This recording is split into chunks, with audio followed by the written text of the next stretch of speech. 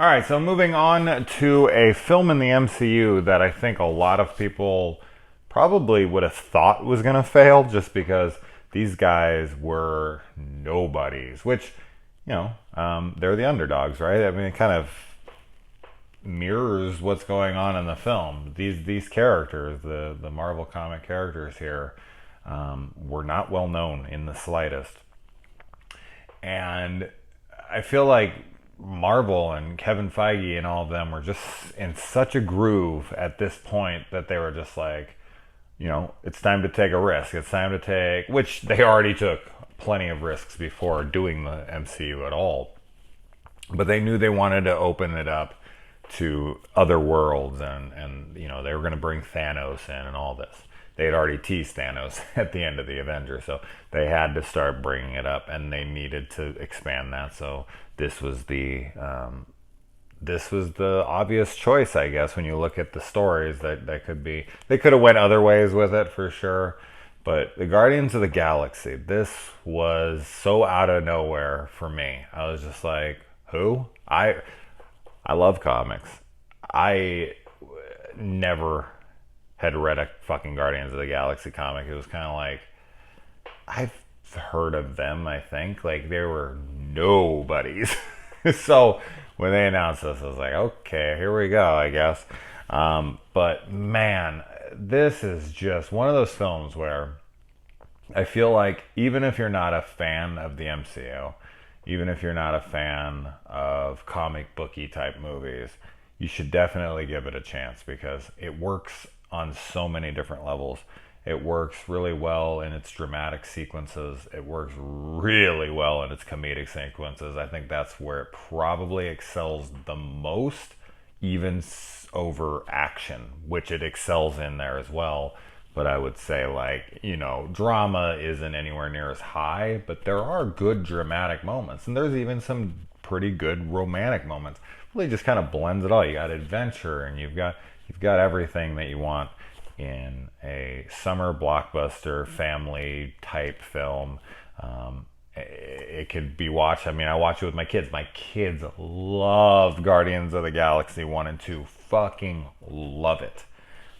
So it really worked for them. They love Rocket, and they love Groot, and Gamora and Drax and Peter. They love them all, but I would say Rocket and Groot are their shit.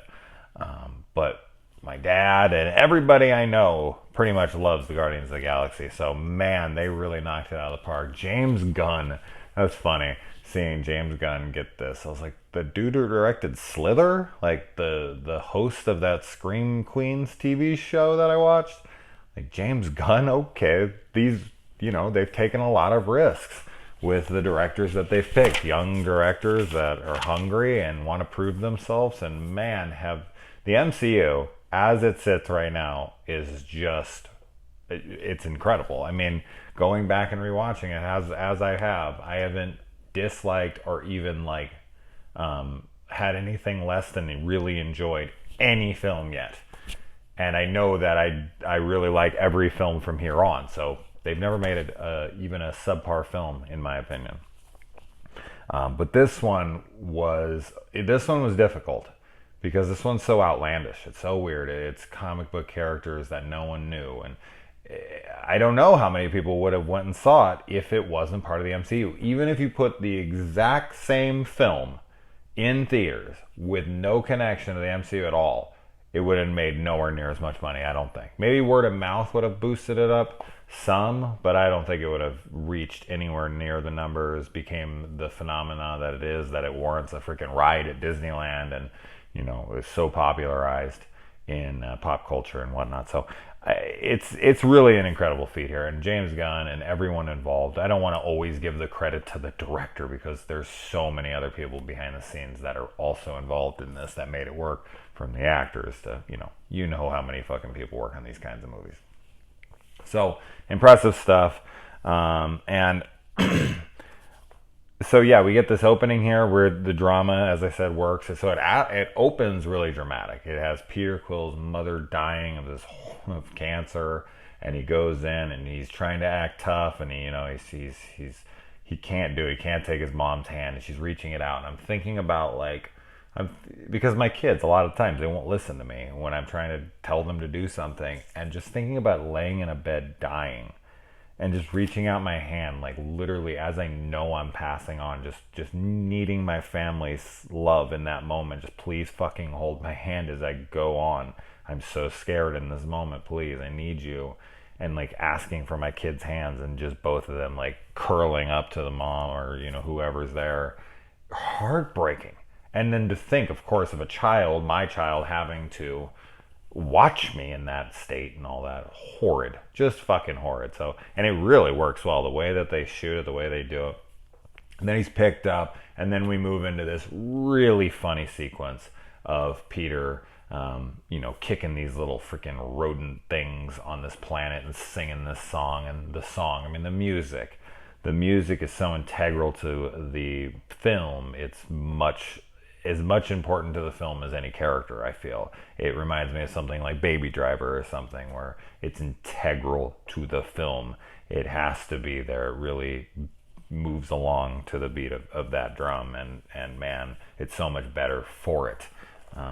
It injects some nostalgia in it for sure, but the way they use the music is great. And when she says her dad's coming back for him, now having watched this since I've seen Volume 2 and knowing who his father is and all that stuff, watching this having seen Volume 2, which I have before, but because I'm sitting here, I'm taking notes, I'm really trying to pay attention to every single teeny little detail. That scene had so much more weight to it because I know that his fucking father, spoilers for Volume 2 if you haven't seen it yet, but Kurt Russell's freaking ego gave his mother cancer and killed her. So like in that moment, she's like, oh, your dad's coming for you. And it's like, that motherfucker did this to you. Like, so I don't know, that moment when you know that's coming later has so much more impact to it in that moment. And then if you remember it and really kind of hone in on it, when he's telling him, it's just like, oh my God. Like if you found the person who gave your mother something horrible like that, doesn't matter what, you would take them out for sure. I mean, unless you absolutely hated your mom, but even then, man, that's pushing it. No one should have to die like that. And Chris Pratt, I mean, here's another thing. I mean, there's so many risks in this movie, and Chris Pratt being one of those big ass risks. This is some, you know, chubby fucking comedian dude on The Office, or that's what the show was, right? The Office, right? I've never watched The Office. I'm not a big comedy person. It's not, yeah, it's The Office. But yeah, I just remember him being cast and being like, wait, I know this guy. I've seen him some stuff, but I didn't really know him all that well. And I was like, okay, so is this main character not going to be like an action hero, a typical action hero? And then he got hot. He got fucking buff, and he got like, it was incredible. I was like, holy shit, like, he looks great. Unbelievable. Who would have thought that Chris Pratt was going to become some sexy action star guy in Jurassic World and in Passengers? Ooh, that's a great movie, Passengers. I saw the trailer to Passengers, and I was like, oh, they just gave the whole movie away. So I completely ignored it. And then it came out on Blu-ray or something, and I picked it up, and I thought I knew what was going to happen because the trailer is misleading as fuck. And I watched it, and as I was watching it, I found out what actually was happening, and I was blown away about... I'm not going to sit here and fucking review that movie, but I thought that movie was fucking fantastic. Him and Jennifer Lawrence, sci-fi type stuff, excellent shit, man. I highly recommend that movie.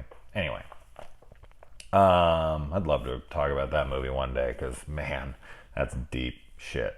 All right. And Ronan. Okay, so Lee Pace from the Hobbit trilogy, playing Ronan here. Great look. I mean, I think that the aliens and the planets and everything in this movie are so well imagined and so creative and so gorgeous to look at. I mean, the way they designed everyone, the way everyone looks, all of it. The planets, when they fly in, the colors, just the little organic materials and everything that are laying around, it's just such detail and everything. It's really it's just wonderful to look at all around. And so Ronan sends out Gamora to retrieve the orb, and Nebula and Gamora are obviously Thanos' daughters, although he stole them from his parents and tortured them until they became assassins for him, which of course plays in heavily into Infinity War, but we'll get there. Rocket and Groot. I mean, it's hard to say anything but positive about Rocket. Rocket is just one of the best characters in the MCU. Just hilarious. It's weird because there's a lot of comedic characters that are in film, like Kat Dennings' character in Thor 1 and 2. That, and plenty of others, but just as an example, I completely understand when someone's like, can't stand her. I can't stand her. Her comedy just doesn't work for me, whatever. Totally get it. If someone was like, oh, I don't like Rocket, I don't like Bradley Cooper's Rocket in this or whatever, I would be just baffled. I would be like, what are you talking about? It's a perfect character. I saw somebody calling it hammy, like he hammed it up. I guess that's true, but it's perfect. So if the role calls for hammy and it works, I don't know, because hammy sounds like a negative, and it's not at all. So as long as it's being used as a compliment, that's fine. But yeah, I cannot say one bad thing about the design, the look of Rocket, the voice that's behind him, all of the things that he does throughout the movie. Some of the shit he does, I'll tell you guys, when I was in the theater and Rocket made Peter go get that leg and he brings it back and he's like, oh, I didn't need the leg. Like, I just wanted to see if you'd do it. What did he look like hopping around? Dead. I just thought that was the funny, and I was like, that's James Gunn right there. Okay, this is why they hired him. They hired him for the comedy. And then when he asked for the other guy's eye later, and he's like, no, he doesn't need the eye. And he's like, yes, I do. Work with me. Fucking so funny. My God, it's so funny. And seeing, Yondu. Fuck yeah, man. Michael Rooker here. We got Henry Portrait, the serial killer himself. Love Yondu. Absolutely love Yondu. Mary Poppins, y'all. Whatever you want to call him. I just can't say enough about him. Fucking, more spoilers for Volume 2 here, so hopefully you've seen Volume 2. I would hope if you're watching this, you've seen both. But man, I take his death hard. Because I love him in this. And I even love him more in the second one. So, love seeing John C. Reilly in here. Been a big John C. Reilly fan for a very long time. Probably my first big John C. Reilly movie where I loved him. Probably Magnolia, but then Hard Eight. I was a big Hard Eight because I was a huge Paul Thomas Anderson fan. I'm not saying I'm not now, but I saw Boogie Nights and loved him in there. So Boogie Nights probably, I think I would have saw first. So yeah. So Boogie Nights and Magnolia and Hard Eight, he's fucking fantastic in all three of those. But I would say especially Hard Eight since he's the lead in that. So if for some reason you're a big fan of Paul Thomas Anderson and you haven't seen his first movie, well, his first real movie, not the cigarettes and coffee movie or whatever he did, talking about that one. Oh God, you gotta watch it. It's so damn good. Samuel Jackson's in there. Philip Baker Hall. Great shit. Anyway, all right. I go all over that. I don't have any of this shit written down. Like none of these like tangents I go off on. I see a person's name and okay. So the Rocket's looking around. He sees this old man flirting. There's Stan Lee's cameo. I always want to point out Stan the man's cameos in these. And we got a Lloyd Kaufman cameo. There you go. So going back to the roots of James Gunn, he called in a little favor for his buddy Lloyd there. Now I won't sit here and bash Lloyd Kaufman and Troma and all that. I've definitely had some fun. I just recently did a podcast reviewing Redneck Zombies, but I've not heard much good about him from filmmakers. So, but James Gunn brought him in, so he must think enough about him to bring him in here. And so they get captured. Gamora is wanted dead by pretty much everyone because of Thanos. Thanos lives out on this rock. He's floating through space. Guess he doesn't need oxygen. I don't know. But yeah, she is toast. And the quarterback is toast. What movie's that? I know one of you knows that one for sure. I'll look for it in the comments below. And Drax. So Drax comes in. Another big risk. Here you go. Dave Bautista. You got this wrestler. He has like no acting chops except for wrestling, obviously. It's real, man. I don't think anyone thinks it's real anymore, right? God, I hope not. But yeah, I mean, that's acting to an extent for sure. But it was a risk. And he's hilarious. He plays this character fantastic, which I think is kind of funny because they're actually kind of pushing him as an action star now.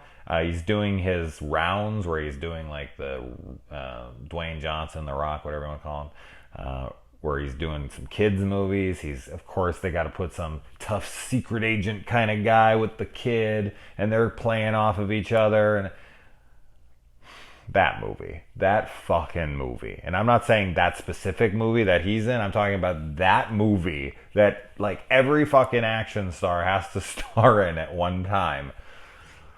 I don't know. Arnold made a ton of fun ones though. Like Arnold did it right. Arnold did fucking Kindergarten Cop, It's Not a Tuma, fucking, and he did Jingle All the Way, and he did some fun ass movies for kids. So Arnold, I don't know, maybe people were following in Arnold's footsteps and trying like the Tooth Fairy and stupid shit like that. But yeah. Anyways, okay, where the fuck am I?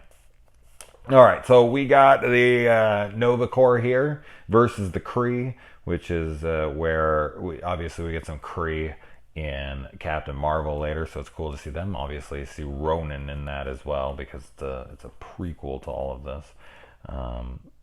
And we got Glenn Close, right? She's the head of Nova Corps, and so they send them to prison. Rocket plans this prison break. Of course, it doesn't go as originally planned because they're supposed to pull this thing last second. Groot jumps the gun, and why Peter doesn't make a copy of his mom's Volume 1 tape is beyond me.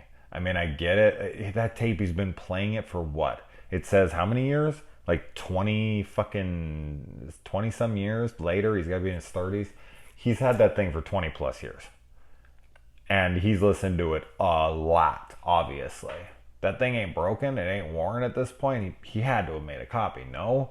And it's not like Terran or Earth is completely out of the realm of return, like, and I'm sure they have connections somehow to the planet, and I'm sure there's other earthling creatures that have come from Earth out there at some point. Someone had to else pick them up.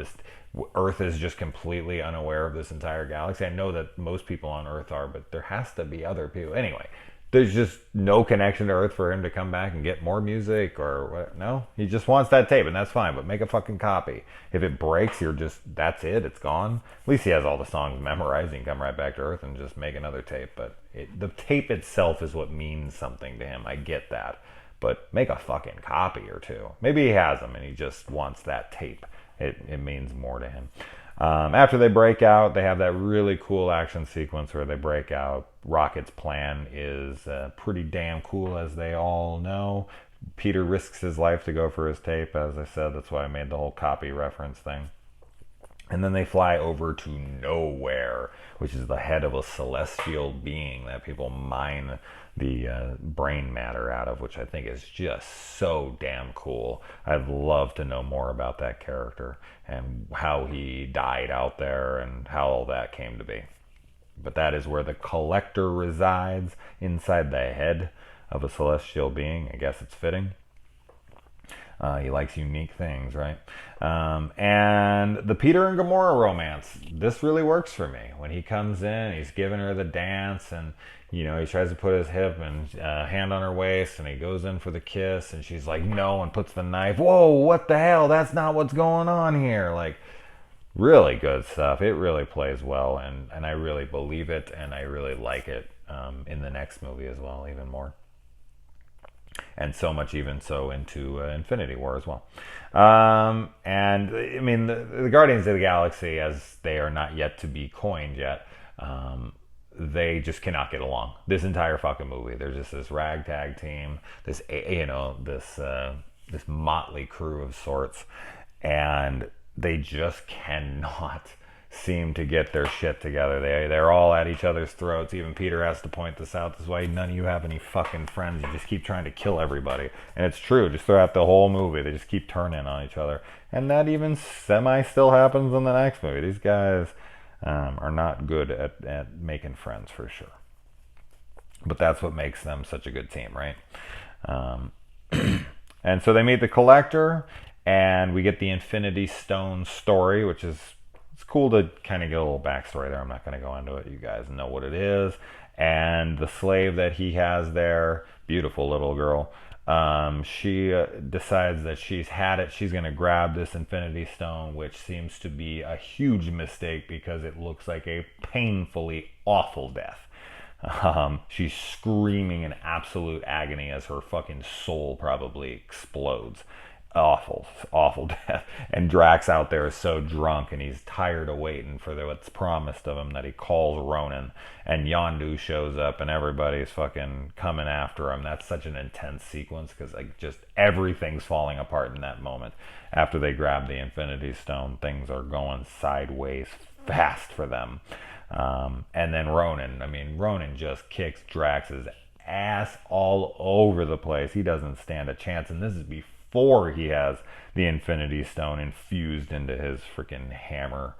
And then Peter risks his life to go out and save Gamora. He really does care about her, although he blows the moment when he's in the little holding tank there with her, and he's like, there's no big, I don't want to brag or anything, it's not tactful. I completely get where he's coming from. I can definitely be that guy that needs the praise and the recognition.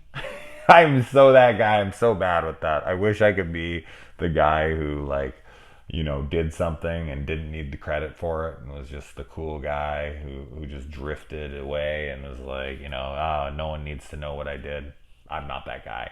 I will admit it outright. Like, I do shit and I need to be noticed for it or I'll be super bummed. It doesn't make me not do it if I know I'm not going to get the recognition, but I sure as shit want it. So I'm brave enough to admit that. I have nothing to hide. Yeah. Anyway. Hence why I probably do this channel, right? I need a bunch of people to stroke my ego. That looks like I'm stroking my cock. That's not what I need from you guys. And so Ronan takes the Infinity Stone after this, and he is going to go take out Xandar.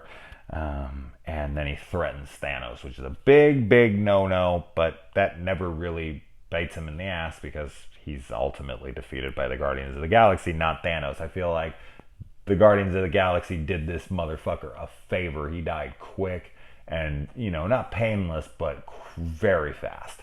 I think Thanos probably would have made it a lot worse for him. And then Rocket goes to retrieve his friends there. It's a great sequence. Peter grabs the thing. No. And he's like, how are you going to save us by killing us? Oh, great stuff. That whole little line of discussion there, and he laughs. That's a fake laugh. He's like, that's a real laugh. The fake laugh line killed me, too. That was another one that I remember laughing so hard in the theater at. They band all together because it's another speech, dramatic moment. It really plays well. I mean, Drax stands up, Gamora stands up, Groot stands up, Rocket's kind of like, I don't really have that long of a lifespan anyways. Fuck it, I'm in it. And it's like, oh, it's so good. It's so good.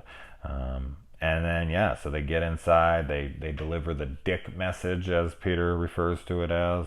And Noble Corps trusts John C. Reilly's character to listen to Peter. And I feel like even if he wouldn't have called it in, they would have saw Ronan's ship coming at him, and they would have released the fucking ships to go combat with. I mean, this huge ass ship, and he even calls in and is like, hey, I'm destroying your planet. So I don't feel like the Peter message is all that necessary, but it does at least give them a heads up in time for them to send fighters out to their ships to be ready so that they can have a faster response time. So that all said, as I said, they would have gotten it already, but it did speed up the process a tad. So I guess it was for the best. And then they create that blockade. They all band together to make like this energy fence thing. Super cool, man. Just such imaginative stuff, and I love it. Drax shoots Nebula right in the middle of her conversation. This is kind of a MCU trope, but it really always kind of works. When Hulk just grabs Loki and smashes him, when Hulk punches Thor, like it happens a lot throughout this franchise. They just have that unexpected comedic moment where someone's trying to speak and then they just get pummeled. It's great. It's kind of like the Deep Blue Sea Samuel Jackson speech getting cut short, but I guess that scene is now funny, but in the theater it was meant to be shocking and scary, but now it kind of plays more for comedy. That's how that plays out in the MCU. Just more Sam Jackson getting taken down by sharks. Deep Blue Sea, a shark ate my ass. And where the fuck are we? Yondu's whistle dart. That thing is so unfair, but pretty badass. He takes out like an entire army with that thing. I feel like he could just take out a whole battlefield. That thing is... I don't know how it all works, but he seems to be damn good with the thing. Groot kills 30 men by just smashing them. He like impales like 10 of them and then smashes like a ton of them and then looks back and smiles. Great sequence. I love when Jaemoon, however you say that guy's name, the dude from Blood Diamond, comes out and he calls him Star-Lord and he's like, finally, I've been waiting for someone to recognize me by this name. Great sequence there as well. And then the blockade, when the blockade breaks, you know every one of those pilots died. Horrible. It's horrible. In that moment, you're watching like thousands and thousands of people die. Shame. They should have had the ship pods from the second movie that those gold dudes wear. That they're all just like unmanned drones, like video game. That would have saved them a whole lot of casualties. Then Ronan takes a missile to the chest like nothing. That thing's supposed to take out a ship. And Ronan just gets up and is like fucking Luke Skywalker, Last Jedi, just brushing the non-existent rocks off of his shoulder since he's not actually there. And then, yeah, so Rocket crashes the ship through the window, which of course could have killed everyone there. Probably would have ripped his entire ship apart. But, you know, it's a movie, so whatever. And then Groot grabs them all up, you know, puts them in a ball. I'm not exactly sure how Rocket knows that this will for sure kill him. I don't know. I guess he knows Groot's species well enough to know that if he cocoons them all, that if he overextends his body too much and gets broken apart, he'll die. But I feel like if he didn't do that, he would have died anyway, right? He still would, and crashing into the ground like he did would still break him apart. And it's like, you're going to die, and it's like, well, he's going to die anyway, so you might as well save all you too, right? I don't know. And once he does die, when you know, he takes Groot's roots and he plants them, is that Groot? Is Groot actually dead? This is something I've pondered for a while, because the teenage Groot, the baby Groot, all of that stuff do not act like Groot. They still have the same verbiage. Like, they still only can say we are, you know, or I am Groot, not we are Groot. That's his line in here. But yeah, the baby one and everything, like, does he not retain the same consciousness, the same mind? And if he doesn't, is it actually Groot? So did Groot die in this movie and they just get a replacement Groot? That's what I've always wondered and I've always stuck with. I think that Groot is dead. I think the Groot as we know him in this movie died. And then he planted, and essentially that was Groot's, like, offspring. Like, this is Groot's baby. So it's like baby Groot, like Groot's baby. That's how I see it. If you guys disagree with me, let me know. But I don't see it as the same character, because he doesn't seem to have any of the same memories or interactions with them as he did in the first movie. He's got the teenage years and all this bullshit. So I don't know. I don't see it that way. Ronan is the one who coins the name Guardians of the Galaxy as an insult. So their name is comes to fruition through an insult, which I like that they embrace that. Peter grabs it, you know. It's like you said, we're the Guardians of the Galaxy. Great line, great moment. He has the dance-off distraction. She calls him Kevin Bacon. Very funny. Pop culture references there, of course. Although Kevin Bacon, for me, is Friday the 13th, obviously. But yeah, Peter fucking distracts him. Rocket shoots his hammer. Boom. Infinity Stones in the sky. Grabs it. And Peter, being a mortal man, shouldn't be able to hold it. But he does. I guess because he's only half God, he can't fully hold it. Maybe he wouldn't have been completely ripped apart because Gamora and Drax and Rocket, they all kind of take some of the charge off of him. But so I don't know. Would he have exploded without their help? Did they risk their lives for nothing? Did it actually work? I don't know. I guess we'll never know. It doesn't matter. But the only thing I can come up with is if it was Ego, he probably could have held it no problem. But because Peter's only half, he can't. So they do, and then he, blows up Ronan. And we are done with him. And then, he goes and he opens up the box, which of course is a new tape and a heartfelt message from his mom. And we find out that his mom was the one that called him Star-Lord, which makes sense. They got a new ship, and the Infinity Stone is on it's with the Nova on Xandar. So I've been really paying attention to where the Infinity Stones are in each place and each time throughout the movie. And then we get a fucking Howard the Duck. Howard the Duck! So cool. Just so damn cool that we get to see Howard the Duck in here. I don't really care for the CGI rendering of him. I really wish they would have built a practical duck to, not emulate or even look all that much like the George Lucas one from the 80s. Although that would have been fucking fine with me. I love that movie. Stupid, fucking awesome movie. But just seeing him was cool. I'd like to see him somewhere else. That all said, I don't love the look of him. I think it was rushed. I think it was a last minute decision maybe because it just doesn't look all that great in my opinion. Like with all the aliens and all the amazing CGI in this film, with very little of it being noticeably shaky or noticeably, not all that well realized or rendered or whatever, Howard the Duck doesn't look great. So that's my opinion. What do you guys think about all of that? Guardians of the Galaxy, man. Fucking fantastic movie. I can't say enough good about it. I legitimately couldn't find one single nitpick outside, I guess, how Howard the Duck looks. But when you're talking about a ridiculously random character thrown in at the end after the credits end sequence, then you have very little to complain about. You should be very happy. Cool shit. Great movie, obviously.